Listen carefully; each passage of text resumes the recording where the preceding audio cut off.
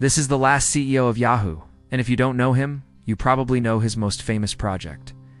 This is the man who led Yahoo to its doom, but also the man who built Microsoft Windows, Skype, LinkedIn, and who currently runs a multi-billion-dollar firm.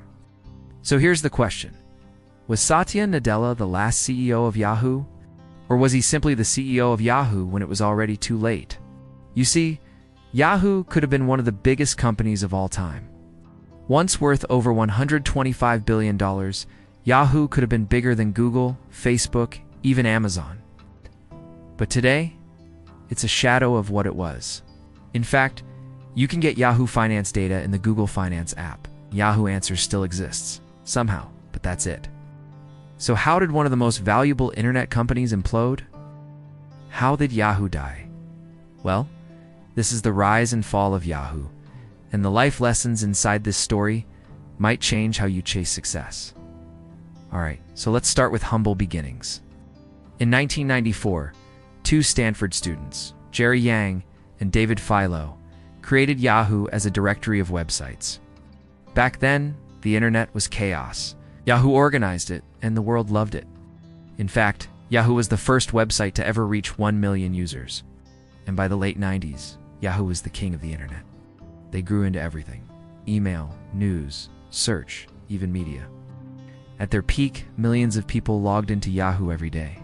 And they were so powerful that in 1998, Google offered to sell themselves to Yahoo for just $1 million. Yahoo refused.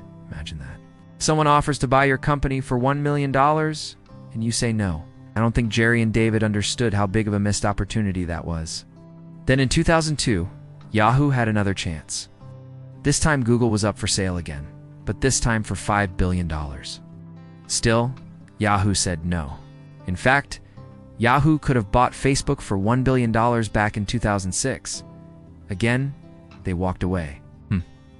So the moral of the story so far seems to be, opportunity doesn't knock twice, and arrogance kills success. But Yahoo's struggles didn't stop there. Soon after, Yahoo became a conglomerate trying to be everything to everyone. They were a portal, an email service, a media company, a search engine, but they weren't the best at any of these things.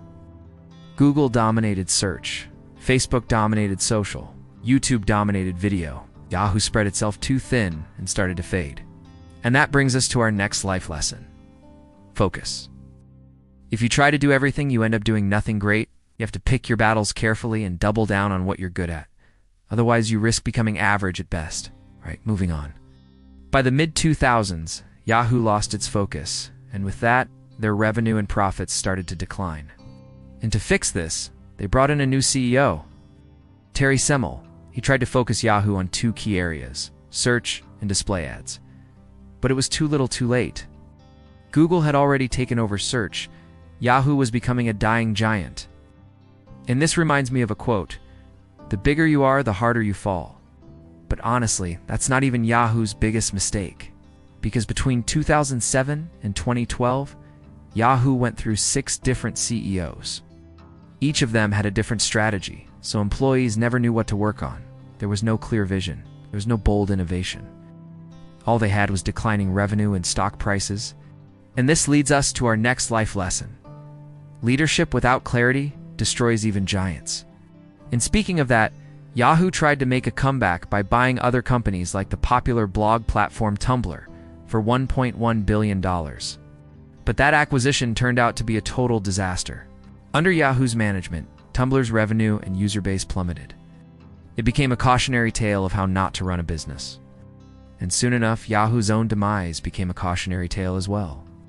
In 2016, after 21 years of ups and downs, Yahoo announced that it would sell itself to Verizon for a whopping $4.8 billion. That's less than 1/3 of what Yahoo was worth at its peak. The mighty king of the internet had fallen. So why exactly did Yahoo fail? Well, they failed because they ignored the changing times. Failed because they spread themselves too thin. They failed because they had no clear vision.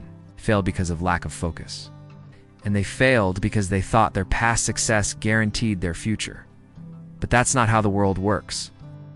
Past success is a good thing, sure. But you can't live off of past glory.